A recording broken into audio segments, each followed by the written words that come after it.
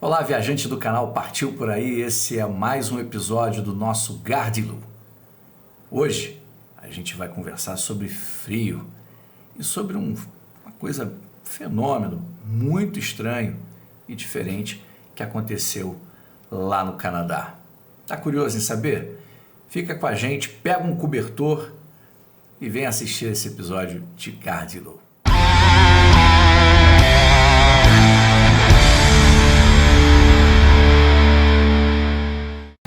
Pois é, pessoal, hoje nós vamos falar um pouquinho de frio, né? Frio não é um conceito que é igual para todo mundo. Frio, por exemplo, vocês sabem que eu sou carioca, frio para carioca é uma coisa complicada, né? Eu me lembro uma vez eu estava conversando via Skype na época com um amigo meu, ele estava lá na Suíça. A gente, aqui no nosso inverno, era mais ou menos ali por julho, né? Nosso inverno. E ele lá em pleno verão. E ele falou assim para mim: olha, Tony, aqui tá maravilhoso, nós temos um tempo ótimo, nós estamos saindo e o pessoal fica sem camisa na praça e estamos aproveitando, tomando banho de lago e não sei mais o que, e a gente tem 22 graus hoje. Eu falei: rapaz, aqui tá um frio terrível. As pessoas estão com 2 casacos, aqui tá muito frio nas ruas, aqui tá fazendo 22 graus também. E a verdade é que é assim que o carioca enxerga o frio. Mas a verdade é que tem certas temperaturas que é frio para qualquer um, não é? Frio extremo, principalmente. Você já teve numa situação de frio extremo?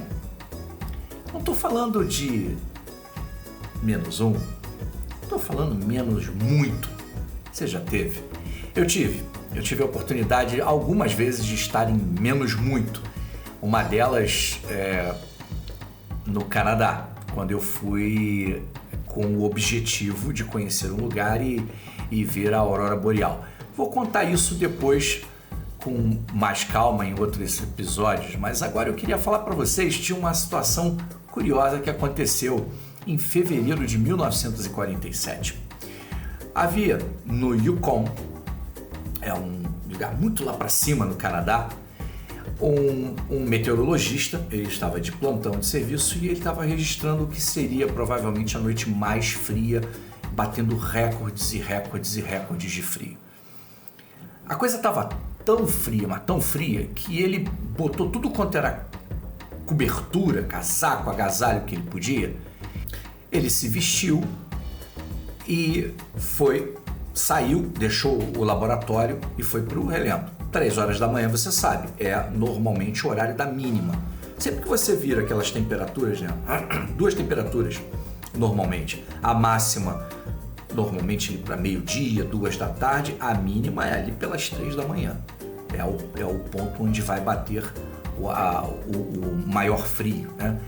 E ele aproveitou 3 horas da manhã, aquele frio intenso, foi lá fora, observou algumas coisas e ele percebeu uma coisa interessante.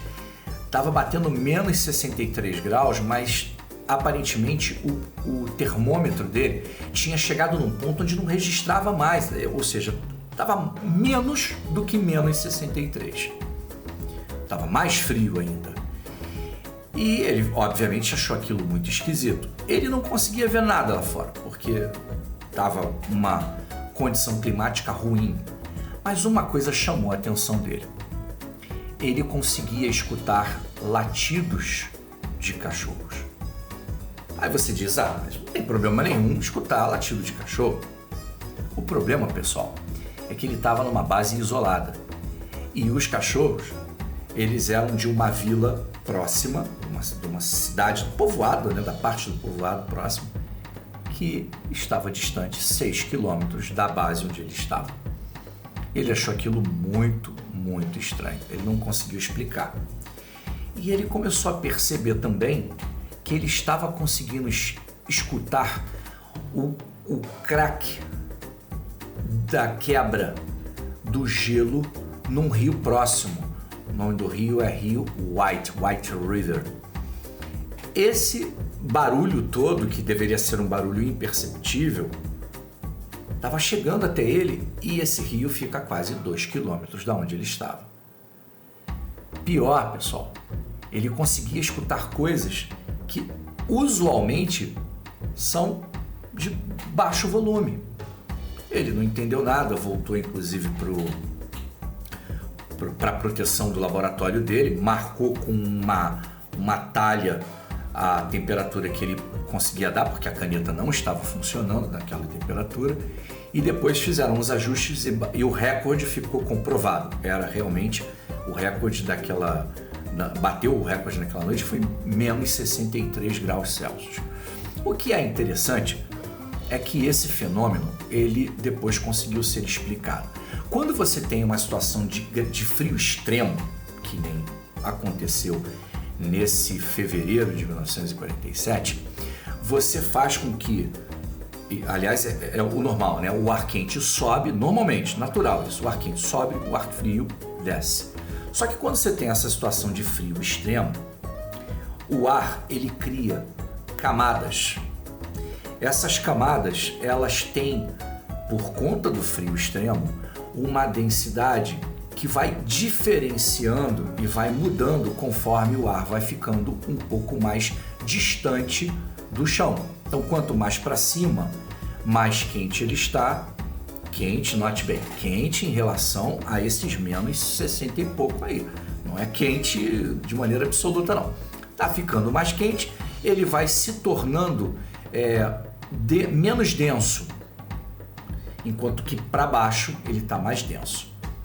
E aí acontece uma coisa, você deve lembrar das suas aulinhas de física, de um fenômeno chamado refração. A luz, por exemplo, a gente conhece ela tendo refração, uma coisa que é muito fácil de você fazer, colocando uma caneta inclinada num copo.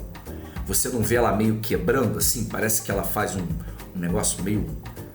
né? A trajetória dela sofre uma quebrada. Não é muito uma reflexão, ela sofre um desvio, né? Porque ela está vindo de um meio menos denso para um meio mais denso. Esse mesmo fenômeno ocorre com a onda sonora. E isso faz com que a onda sonora, ao invés de escapar, porque a Terra é redonda, tá, pessoal? Eu sei que tem gente que não acredita muito nisso não, mas a Terra é redonda. E aí, o som com as ondas, ao invés delas escaparem e irem em direção à atmosfera, elas ficam sofrendo refrações e elas acabam voltando para baixo. E com isso, o som vai muito, muito mais longe do que o normal. Essa é a explicação científica para esse efeito e para o que ouviu aquele meteorologista naquele momento. Curioso isso, não é? No fundo, não tem só isso não, tem algumas outras coisas muito estranhas, assim, diferentes que acontecem, né? Por exemplo, no lugar que eu visitei uma cidade chamada Yellowknife. É muito lá para cima e o meu objetivo era, como eu disse, ver a aurora boreal. Tinha um detalhe muito interessante. Yellowknife fica colada com um lago que é gigantesco. É o Great Slave. É um lago muito grande. Quando você está no meio, não no início, mas no meio do inverno, a temperatura é tão baixa, que o lago todo congela. Ao congelar, você não tem mais evaporação, pelo menos num volume que consiga fazer chuva. E aí acontece uma outra coisa que é bacanérrima e muito favorável para que você consiga ver com alguma facilidade, uma facilidade maior, a aurora boreal ali naquela região. Nesse momento, não chove mais, porque o lago ele fica congelado, ele é uma porção enorme, muito grande, e você não tem mais evaporação. Olha que legal. Fica com céu limpo, sem nuvens de chuva, sem nuvens que vão te atrapalhar, e você consegue ver aquele espetáculo maravilhoso que é a aurora boreal. É isso, pessoal. Esse é o nosso friorento Gardelu!